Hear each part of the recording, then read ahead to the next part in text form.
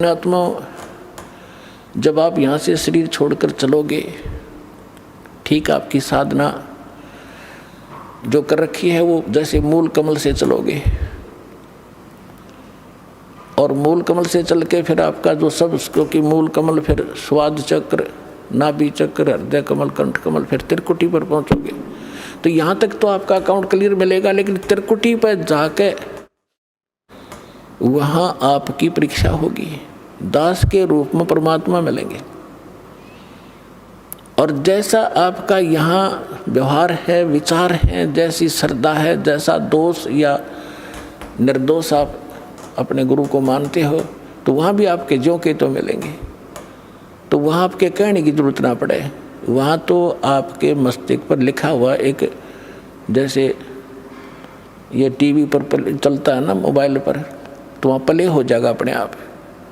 और वह कहते वहाँ का फिर वापस हुआ, फिर कभी नहीं वापस जा पाएगा।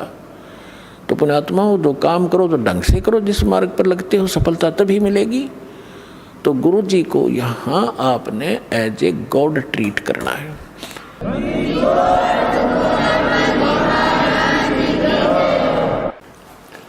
पुण्यात्माओं, जब तक हम परम संत और परमेश्वर की शरण में नहीं आते हैं, तब तक हम केवल अपना प्रारब्ध ही भोग रहे होते हैं, किस्मत में लिखा ही पा रहे होते हैं। और जब परमेश्वर से कनेक्शन हो जाता है तो हमारे को एक पावर प्राप्त हो जाती है। जैसे हम पहले हाथ से चक्की पीसती थी हमारी माताएं, तो 1 घंटे में वो मुश्किल से 2 किलो आटा पीस पाती थी। और आजकल इलेक्ट्रिक चक्की होगी, 1 घंटे में 1 क्विंटल और बगैर किसी परिश्रम के वो पीस के रख देती है। तो पुण्यात्माओं, अभी तक हमें कनेक्शन पावर का मिला नहीं था, और जिन पावर को हम से कनेक्शन हम ले रहे थे वो डिम लाइट थी, वो कोई काम नहीं कर पावा थी। तो अब ये परमात्मा की पावर से जो काम होंगे, कनेक्शन ठीक रखना। दास बार बार आपको कहता, बालक हो, और जैसे ही कनेक्शन जिन बिजली ले रखी है उनको पता है कनेक्शन कटा फिर तो पंखे ना चलें, ना कोई ट्यूबवेल चले, सब असुविधा हो जाएंगी। तो परमात्मा भी कहते हैं, जब लग हंसा हमरी आना, और काल लगे नहीं तेरा बना। तो परमात्मा का वचन है कि इस समय में पूरा विश्व परमात्मा को पहचानेगा, इसलिए आपको शिक्षा दी है, ऐसे उपकरण बनवाए हैं।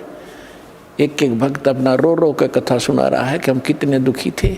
ये दुख तो आपके एक फ्री में निवारण होंगे जो आपको भारी पड़ रहे थे, और जो मूल कष्ट आपका जन्म और मृत्यु का, असंख्य जन्म हो गए यहाँ भटकता है, वो दुख दूर होगा इस दास के परमात्मा के इस ज्ञान से और इस समाधान से।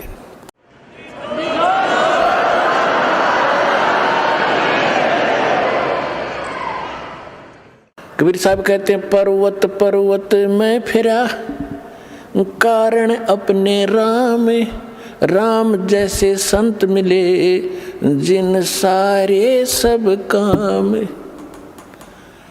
आज प्रसंग चल रहा है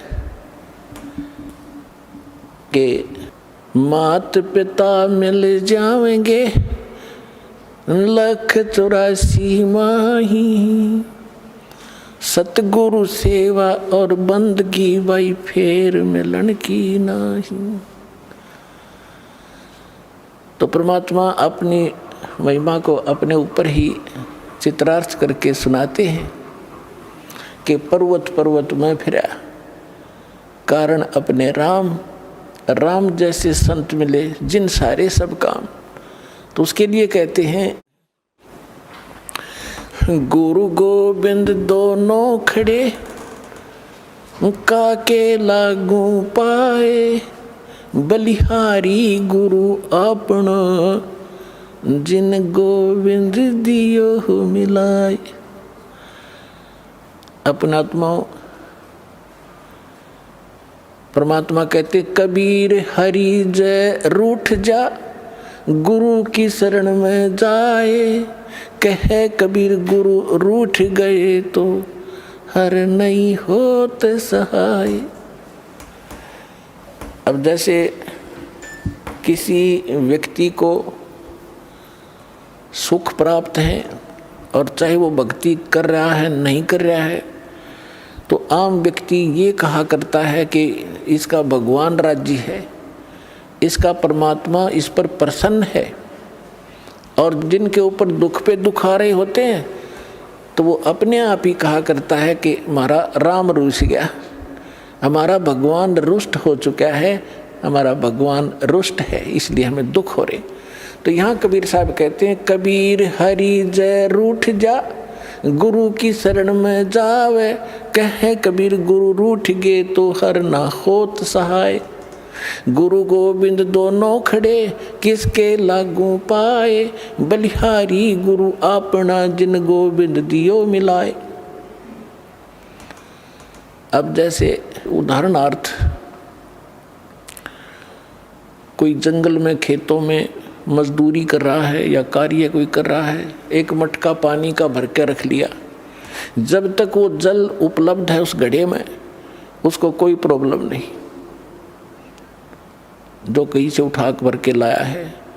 और जब वो जल समाप्त हो जाता है तो वो असुविधा हुई, उसको प्यासा मर रहा है, तो उसका क्या तरीका है कि फिर से जाइए उस हैंडपंप या कुएं पर और फिर से वो जल प्राप्त कीजिए, और फिर सुविधा होगी, फिर जान बची।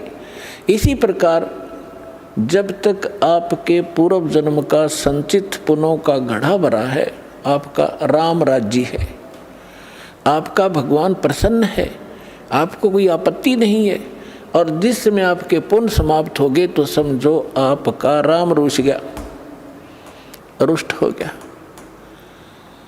अब पुण्य क्षीण हुए तो दुख हुए, दुख हुए तो राम रुष्ट गया, रुष्ट हुआ।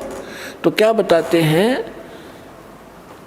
कबीर हरि जय रूठ जा, गुरु की शरण में जावे, कहे कबीर गुरु रूठ गए तो हर ना करे सहाय। अब जैसे आपके पुण्य समाप्त हुए, जैसे जल खत्म हुआ मटके का घड़े का, तो हैंडपंप के पास जाइए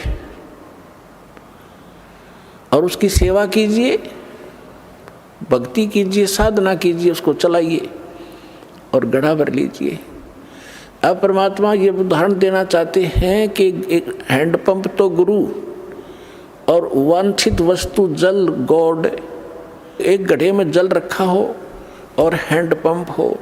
आपसे कोई कहे कि मैं इन दोनों में से आप कौन सा सिलेक्ट करोगे, आप घड़ा चाहोगे, जल रखोगे या हैंडपंप रखना चाहते हो, तो अंडरस्टूड है कि इस हैंडपंप से तो लाखों घड़े भर लेंगे, और इस घड़े में तो जल है तो एक दिन भी पूरा नहीं हो सकता, चलेगा। तो यहाँ कहते हैं कि गुरु गोविंद दोनों खड़े, जल तो गोविंद है और हैंडपंप गुरु है, हैंडपंप से ही गोविंद मिल रहा है आपको। तो क्या आप पे उदाहरण देते परमात्मा, बलिहारी गुरु अपना, जिन गोविंद दियो मिलाए। हम तो बलिहारी गुरु के ऊपर जिसने गोविंद मिला दिया। तो परमात्मा क्या बताते हैं, फिर मर्यादा बताते हैं ऐसे सतगुरु की, भाई गुरु से अधिक ना कोई ठहराई, मोक्ष पंथ नहीं गुरु बिन पाई। आप नित्य नियम डेली पढ़ते हो, ये आप डेली पढ़ते हो, इससे ज्ञान यज्ञ का लाभ होता है, लेकिन इसको गहराई से विचार नहीं करते हो। ये आपको इसलिए दिए हैं, आपको दोनों लाभ होंगे, एक तो ज्ञान यज्ञ और साथ में आप सतर्क रहोगे तो लाभ होगा आपको। इसमें क्या बताया गया है, गुरु से अधिक ना कोई ठहराई, मोक्ष पंथ नहीं गुरु बिन पाई। राम कृष्ण बढ़ते हो पुर राजा, तिन गुरु बंद कीन निज काजा।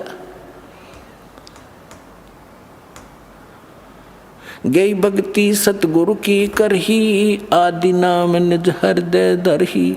गुरु चरणन से ध्यान लगावे, अंत कपट गुरु से ना लावे।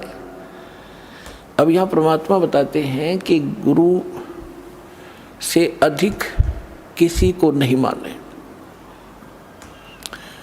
अपने आत्माओं ये फाउल पॉइंट बताए जाते हैं सत्संग के माध्यम से। खिलाड़ियों को भी सिखाया जाता है कि तुम ऐसे करोगे तो फाउल हो जाओगे, ऐसे करोगे फाउल हो जाओगे।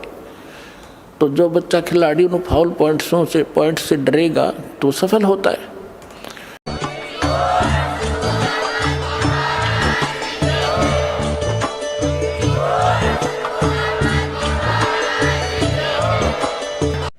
Thank you for watching video को लाइक, शेयर और चैनल को सब्सक्राइब करना ना भूलें। अधिक जानकारी के लिए दिए गए नंबरों पर संपर्क करें। सत साहिब।